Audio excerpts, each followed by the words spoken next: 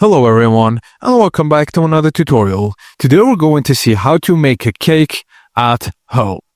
The ingredients are 1 cup of white sugar, half cup unsalted butter, 2 large eggs, 2 teaspoons vanilla extract, half cups all-purpose flour, and quarter teaspoon baking powder and half cup milk. Now, prep your tools and oven. Preheat your oven to 350 Fahrenheit or 175 Celsius. Grease and flour a 9-inch square cake pan.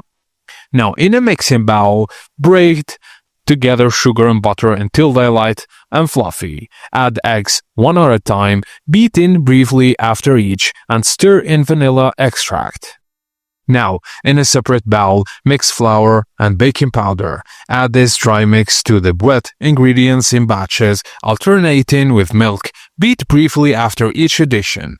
Now, pour batter into the prepared pan and bake for 30 to 40 minutes or until a toothpick inserted in the center comes out clean.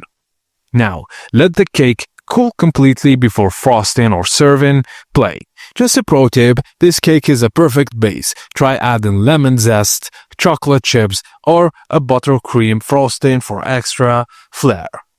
And your homemade cake is done.